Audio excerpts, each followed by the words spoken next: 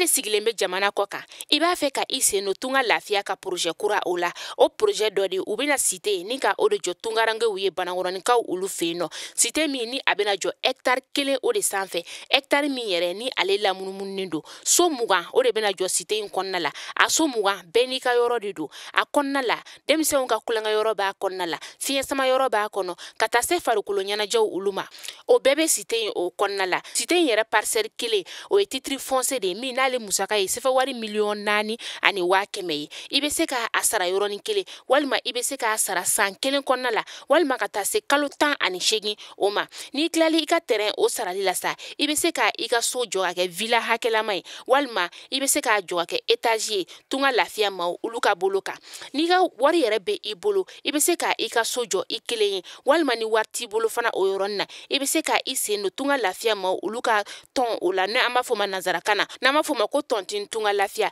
walasa ka se ka I ka so ale jɔ cité o kɔnɔna la o t'a bannen dɛ tunga lafiya ma o bɛna tila ka immeuble fana jɔ cité in kɔnɔna la immeuble min n'i bɛ se ka appartement o san chambre 3 de b'a kɔnɔna la ale ni salon 1 a musaka bɛ t'i jɔ sɛfɛ wari 15,000,000 la ka taa se sɛfɛ wari 17,000,000 ma I bɛ se ka o fana sara dɔɔni fo ka taa se san 2 ani tila ma.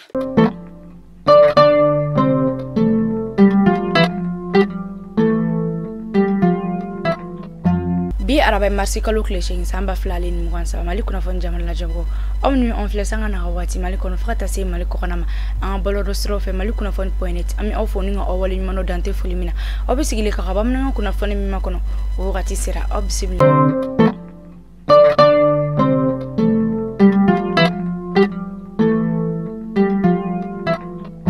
fon folo jian wileno ka jobi wala saka kuma muso luka ake kula mali jamna o konana nyinata koni blala wati mini muso koni manyini usenga sega do jamana yiri wako lu bela jilina kuna fon flana kai kordasis olu koni yaira ka foko ma wulu vla olu koni kanga faka sabula olu koni se yera jonya ko olu bela jilina wala libena dini kuna fon bela jilina kelengele obal mamso no demso fe mariam koni obismila ko kura a flashing fo keneka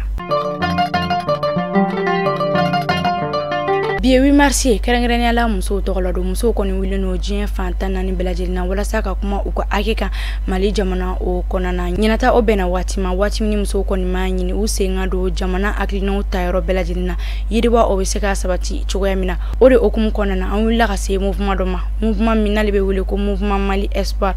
nyina mouvement mali espoir muso ulu koni ma uka 8 mars o dan tolo aleni yelema nga aklina de tumula nuye ka uka siraba ulu gla no o yɛrɛ glani o damnena ka bɛn ni musow tɔgɔla do in bi 8 mars aw ni ne an ka jɛ ka u ka jaw lajɛ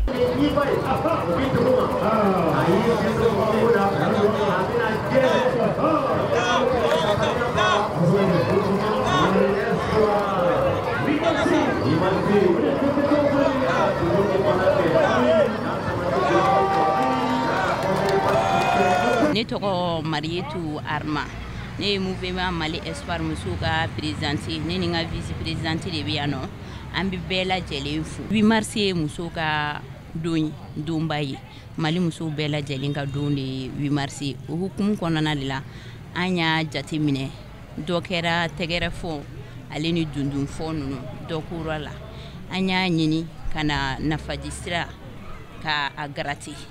des jours à venir fana a b'an kɔnɔ ka gitɔrɔn ndala parce que ni sira ɲana accident be dɔgɔya ni accident kɛra muso de be tɔrɔ ni i ba t'a la i fa b'a la ni fa t'a la i den b'a la ni den t'a la i cɛ b'a la c'est pour cela que an initiative ta ka gitɔrɔn garati n bɛ muso bɛɛ lajɛlen fo muso bɛɛ ka wuli an k'an cɛsiri mɔgɔ si tɛ an ka jamana jɔ an yɛrɛ ye an de bɛ jamana ja n'i y'a mɛn ko du muso de don n'i y'a mɛn ko jamana muso de don foyi tɛ se ka diya ni muso tɛ muso de bɛ président bange muso de bɛ ministre bange muso de bɛ député bange cela veut dire musoya tɛ kulankolon ni quoi muso ni kolo o de b'a fɔ ko musoya ye kulankolon ye an ye ɲɔgɔn ye k'a jate minɛ an ni mouvement Mali Espoir muso commune kɛrɛnkɛrɛnyala la an ko k'an bɛna musow ka 8 mars an b'a kɛ cogo wɛrɛ la an bɛ bɔ ɲɛnajɛ ninnu hukumu kɔnɔna na an ko an bɛna baaraw boloda n'o ye dumansana nafaji sara ka ese ka o sira in dilan ka di sigidala mɔgɔw ma an y'a ye o nafa ka bon kosɛbɛ ni ɲɛnajɛw ye san o san an y'o hakilina ne ta an ni musow o de y'an bila sira dilan na bi. Bon nisɔndiya min b'an na bi an tɛ se k'a se a fɔ ka s'a dan na n'i yɛrɛ y'a ta k'a lajɛ nafaji sira in kan tiɲɛ yɛrɛ la a cɛ mais bon n'a sera ka dilan ta n'a bɔra Nakale gidɔrɔn yɛrɛ a bɛ diya an ye a diyara an ye yɛrɛ yɛrɛ de an ka ekɔliso de filɛ yan nɔ an ka promoteur tɔgɔ Siyaka Jara sira in dilanni kɔni a diyara an ye yɛrɛ de an tɛ se k'a fɔ ka s'a dan na mais an b'an balakaw fana fo ni 8 mars ko in na ni nin sera ka taga ɲɛ anw yɛrɛ wulitɔla bɛ se ka wuli ni ko wɛrɛw ye tuguni ka fara kan min tɛ nin mouvement espoir Mali mɔgɔ an b'u fo k'u barikada. Muso ninnu an bɛ dugawu k'u ye u ye sera ka nin hakilina min ta ka na baara in kɛ a diyara an ye kosɛbɛ a bɛnn'a ma parce que cɛw de bɛ nin kɛ ka caya mais ni musow yɛrɛ ye hakilina sɔrɔ k'a kɛ an b'u fo a la an tila ka dugawu k'u ye k'u dɛmɛ a la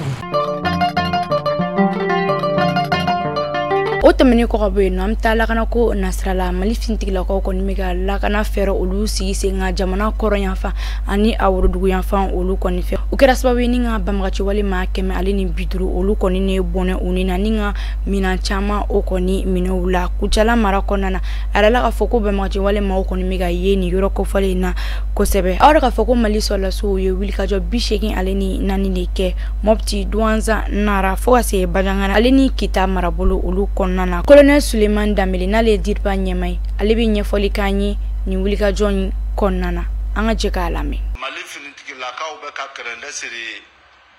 jatigɛ wale mɔgɔw la u bɛ ka gɛrɛndɛ siri u la fo k'a kɛ u yɛrɛ t'a dɔn u bɛ jɔ n t'a dɔn u yɛrɛ t'a dɔn u bɛ mun kɛ tun fo k'a kɛ sisan jatigɛ wale mɔgɔw an b'a fɔ mun ma action désespérée c'est-à-dire u kɔnɔna fili u kɔnɔna gantɔ ani u b'a fɛ k'a jira k'a fɔ ko faamaw b'a fɔ ko olu dɛsɛla k'u ma dɛsɛ an bɛ k'o walew de dɔɔni dɔɔni o wale o ɲagala dɔɔni kalo tɛmɛnen na n'o ye février kalo ye n'i ye jateminɛ fɛnɛ kɛ alors ni kalo tɛmɛnen na an ye dankari kɛ jatigɛ wale mɔgɔ 173 de la donc jatigɛ wale mɔgɔ 153 an ye dankari de k'o la mɔgɔ 79 welewele kɛlen olu ma ka na sɛgɛsɛgɛli ɲɛsin u ma donc n'i ye maramafɛnw lajɛ an ka mugujugu dɔ bɛ yen n'u b'a fɔ arme lourde PKM o 2 minɛna donc AK-47 n'u b'a fɔ Kalashnikov an y'o 74 de minɛ ani mugujugu dɔ fana bɛ yen LRAC mun bɛ gɛlɛ ci mɔbiliw ni chariw la o 2 minɛna ani donso marifa 20 o de minɛna kalo tɛmɛnen kɔnɔna na aya n'i ye jateminɛ kɛ mɔbiliw ni motow la an ye mɔbili dankari kɛ mɔbili 7 de la ani moto 46 donc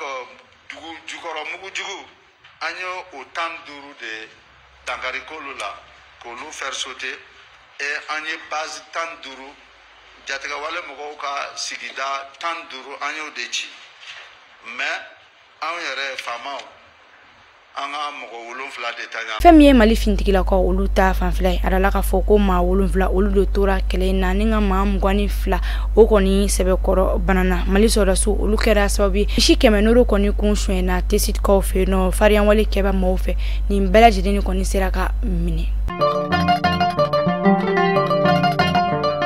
O waati kelen na bangasikaw fɛ yen nɔ mugujugu pɛrɛnta o kɔni kɛra sababu ye so dɔ kɔni sara a tigi o kɔni sɛbɛkɔrɔ banada nin kɛra marisi kalo tile 6 san 2023 a kɛra waranpan ale ni desagu o kominiw ni ɲɔgɔn cɛ bankas kɔnɔna o la min ye banabaatɔ in yɛrɛ a taara bankas CSRF o la walasa a bɛ se ka furakɛ cogoya min na wale in kɔni kɛra ni ka dugudenw olu sɛbɛnkɔrɔ sira dugudenw olu kɔni ma ɲini jamana ɲɛmɔgɔw fɛ halisa u ka fɛɛrɛ sigi sen kan walasa lakana bɛ se ka sabati cogoya min na.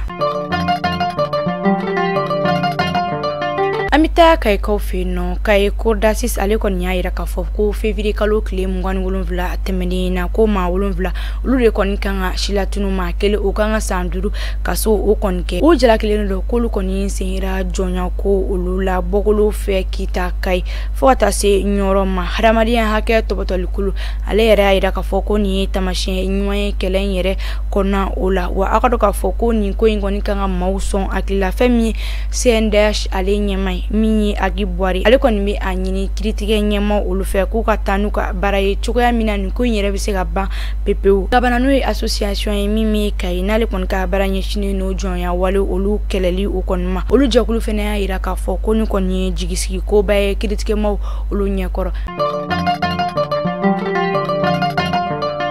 Mali Kunafon TV direction commercial mo bi olodo na mo amunu mi no be fe ako firife on liga la ko don wal aka chageda abe nega jurusira Obama anga egira sanfe Mali Kunafon TV la jabo ni we dansi ke bi ba man Kunafon na ama foko o ka machine Kunafon kra olu keneka